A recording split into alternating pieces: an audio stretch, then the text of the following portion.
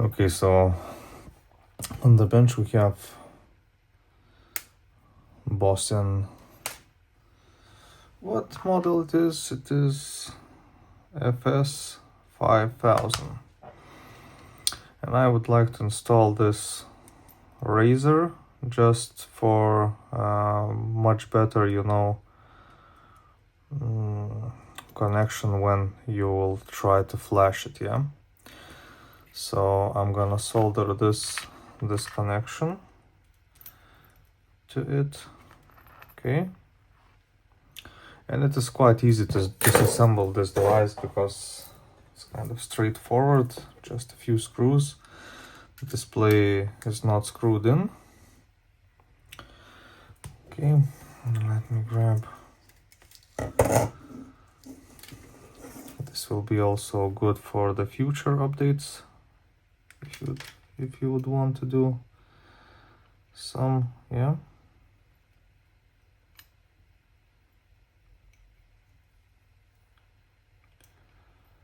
Okay. Okay. And that's it.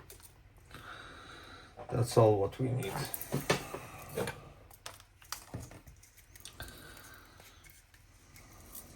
Okay, so let's put LCD back. And of course, before soldering, my recommendation is to unplug the battery. Okay, let's put back the PCB. And we have some screws right over here on the bottom that I had to remove before.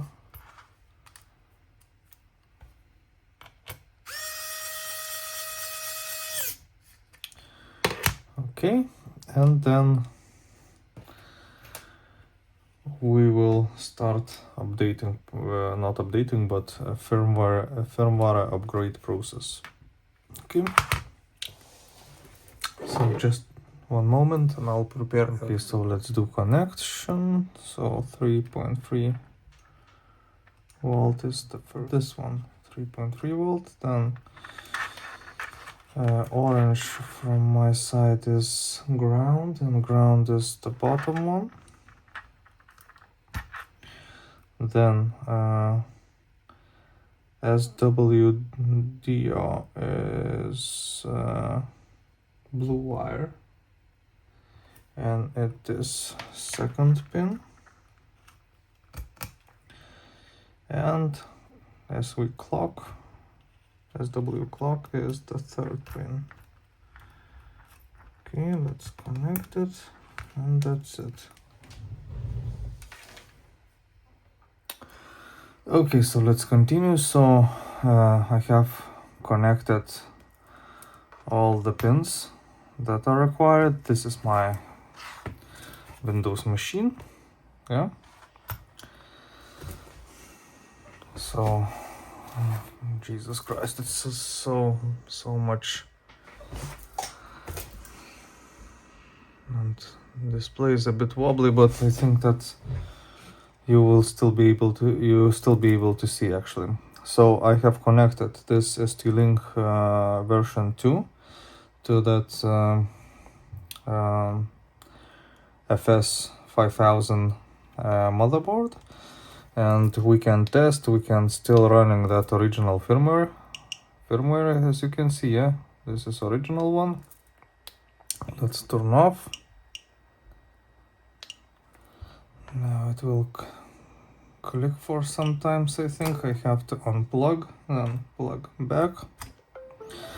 Okay,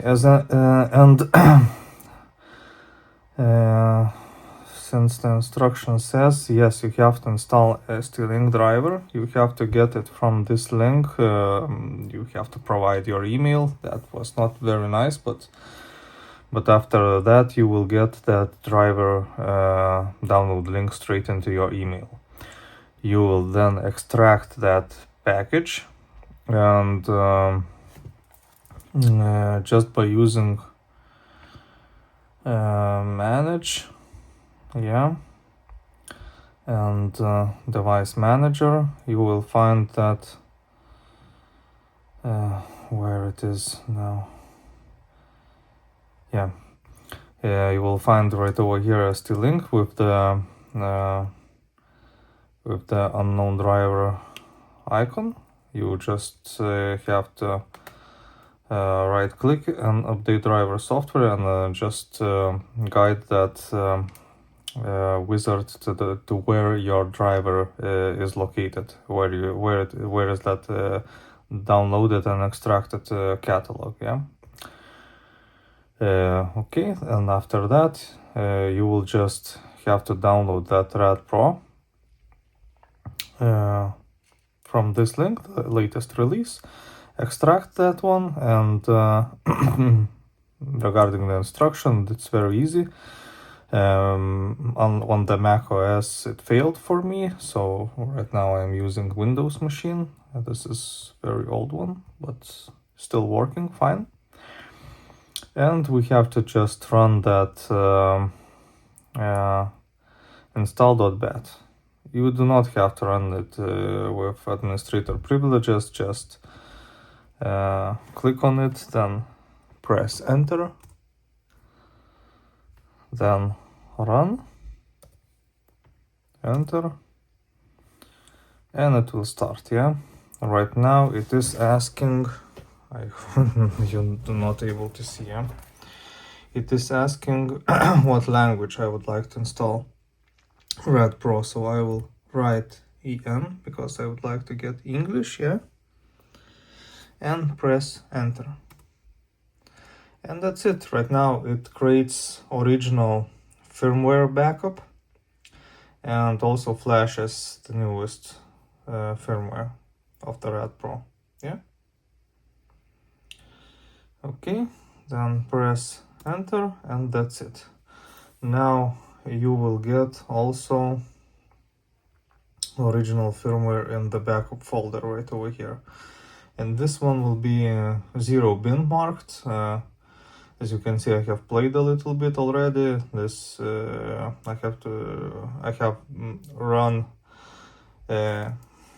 have basically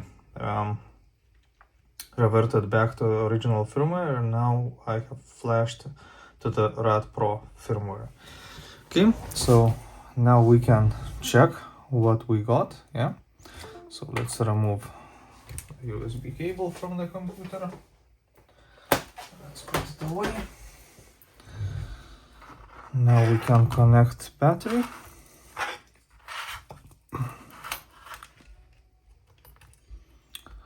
Okay, and let's just see if we have that RAD PRO. Yes, and we have it already, yeah? Awesome. Okay, so let's turn off for right now. Since we already flashed it, let's remove those cables that I plugged in earlier. And as you can see, this will be very easy next time, since I have soldered that those pins. Will be very easy to do upgrade for the firmware if the upgrade will be released. Yeah. So right now let's just put everything back like this, and now we'll have to screw everything back. Okay, just like that. Let's put those screws.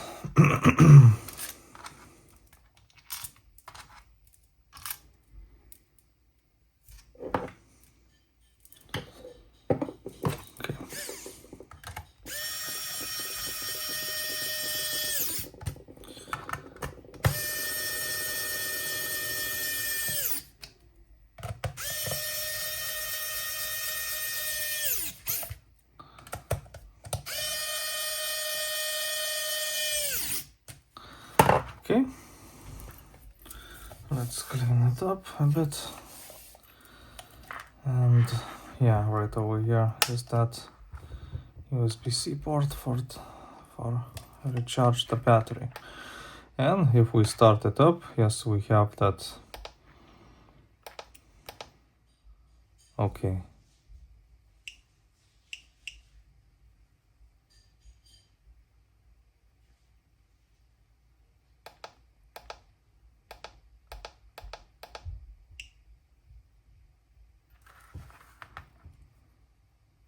Okay, let's try something. Maybe let's just check some device that I got from Japan. If it if it's not radioactive.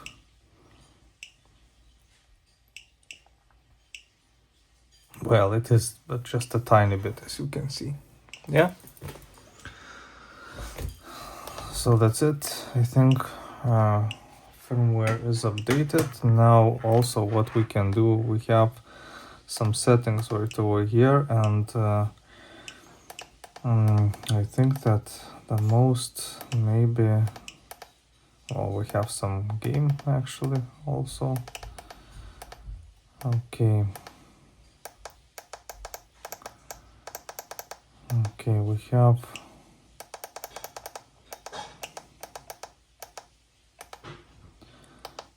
pulses and we have indication. Some settings right over here. Then thresholds we can set. For now it is off. Okay, then alerts, indication, we have all of the settings. Yeah. Warning set to 1.0 microsieverts per hour. Yeah, or sieverts, whatever.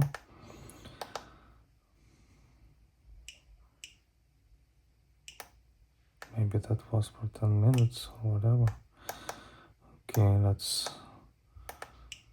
those warning off, but you can get right over here that we have some measurements, we have units, we can check the units, we can set secondary unit, and this is CPM.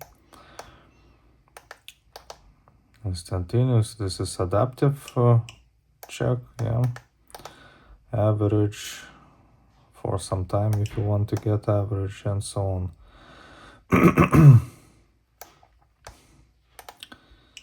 Geiger tube right over here, so we have sensitivity, so we have that tube selected that is installed in this device. You have basically much more settings, yeah, right over here.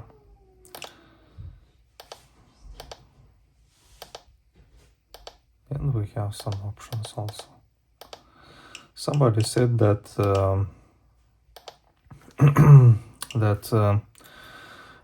with this firmware, this battery with this unit actually doesn't hold that long as with original firmware, but I think that this is a bit more precise, you know, to use for daily basis.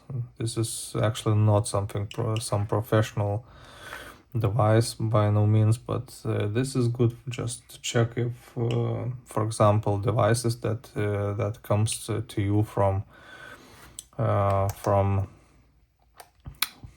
customers are doesn't have are not actually radioactive. Yeah. Let's do some settings for the display. I don't like that option. I will leave the 2 minutes. Okay. So that's gonna be it. I hope you liked the video. As always, please consider supporting my channel. Also, please like, share, and subscribe, and I will see you in the next one. Cheers.